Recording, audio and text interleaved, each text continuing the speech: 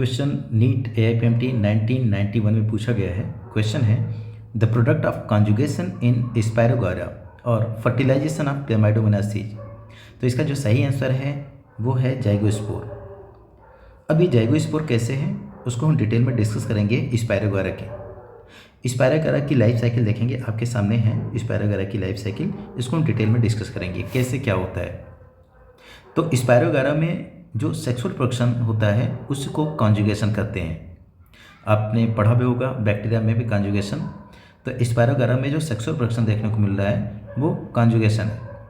इस प्रोसेस में दो गैमीट जो मॉर्फोलॉजिकली एक जैसे हैं लेकिन फिजियोलॉजिकल सेंस में अलग है, वो दोनों फ्यूज होते हैं और ये जो गैमीट बनते हैं ये नॉन फ्लैजेलेटेड और अमीबॉइड होते हैं और इन्हें एप्लानोगैमिट भी कहा जा सकता है।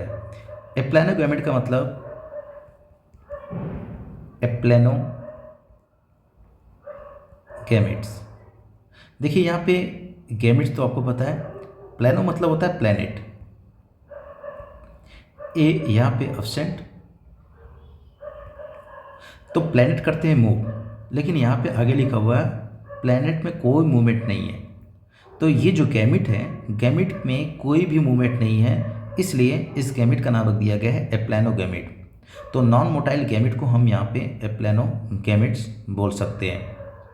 चलिए आगे समझते हैं। यहाँ पे जो गैमिट्स का डेवलपमेंट हुआ है, कुछ सेल में मेल और फीमेल गैमेटेंजिया के रूप में काम करना शुरू कर देते हैं। जो सेल गैमेटेंजिया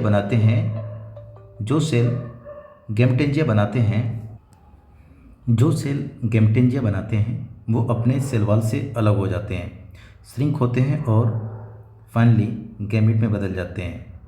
अब जो गैमिट्स हैं, गैमिट का जो फ्यूजन हो रहा है उसके दो तरीके होते हैं। एक तरीका होता है स्केलिफॉर्म या लैडर लाइक कॉन्जुगेशन।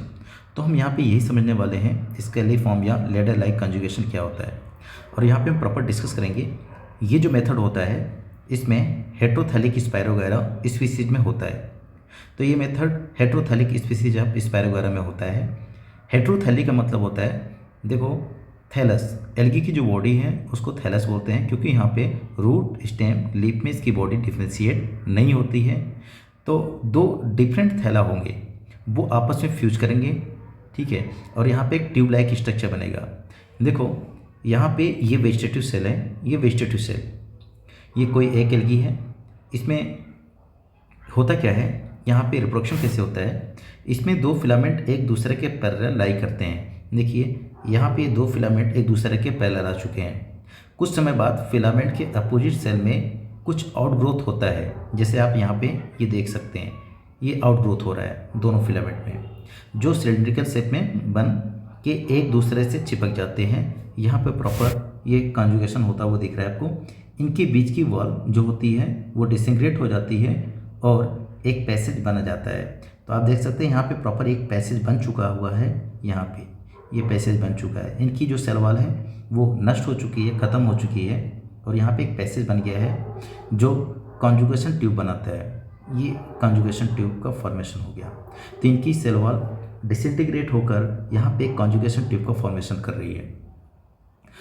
दोनों सेल कॉन्जुगेशन ट्यूब के जरिए जुड़ते हैं, उन्हें एप्लानोगैमेटेंजिया कहते हैं। ये सेल अब एप्लानोगैमेटेंजिया कहलाएगी, ये भी सेल एप्लानोगैमेटेंजिया कहलाई। तो जो सेल यहाँ पे कॉन्जुगेशन ट्यूब के थ्रू जुड़ेंगे उनको हम एप्लानोगैमेटेंजिया कहते हैं। जब फिलामेंट में कॉन्जुगेशन ट्यूब बनते हैं तो वो सीढ़ी जैसे दिखते हैं। तो आप देख सकते हो यहाँ पे जो स्पायरोगारा की सेल्स होती हैं या स्पायरोगारा की जो बॉडी होती है वो कैसी होती है, फिलामेंटस होती है। तो यहाँ पे आपको एक लैडर लाइक स्ट्रक्चर दिख रहा है, इस तरह से ऐसा लैडर लाइक स्ट्रक्चर दिखेगा आपको, ठीक है। तो यहाँ पे एक सीढ़ी जैसी स्ट्रक्चर आपको दिख रही है।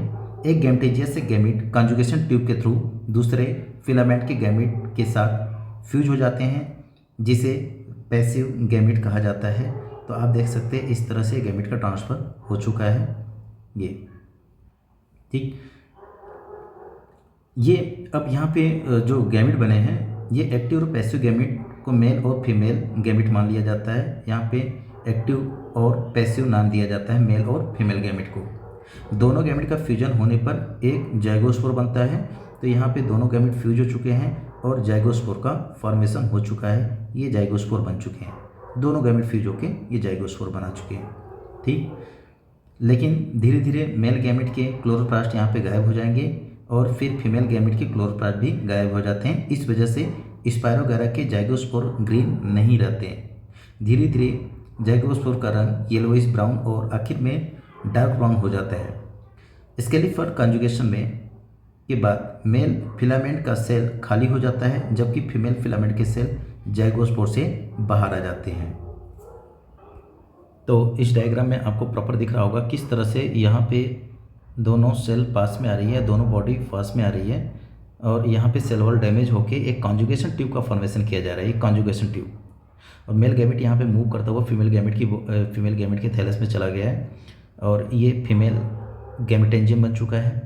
ठीक है, इस तरह से यहाँ पे जाइगोस्पोर का फॉर्मेशन हो चुका है, ये जाइगोस्पोर। तो इसका सही आंसर है जाइगोस्पोर।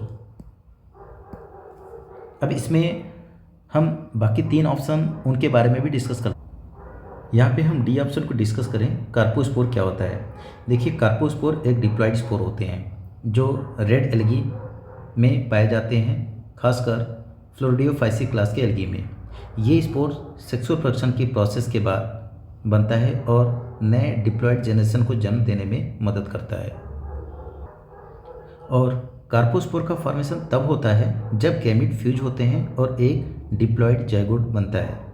फिर ये जाइगोट कप्रोस्पोरोफाइट बनाते हैं जो कि फीमेल गेमेटोफाइट के ऊपर अटैच रहता है। कप्रोस्पोरोफाइट कप्रोस्पोर बनाता है जो एक प्रोटेक्टिव कवरिंग के अंदर डेवलप होते हैं। जब कार्पोस्पोर रिलीज होते हैं ये नए डिप्लॉइड स्पोरोफाइट को बॉर्न करते हैं जो आगे चल के मियोसिस के थ्रू हैप्लॉइड स्पोर बना। नेक्स्ट ऑप्शन है बी ऑप्शन, जूस्पोर।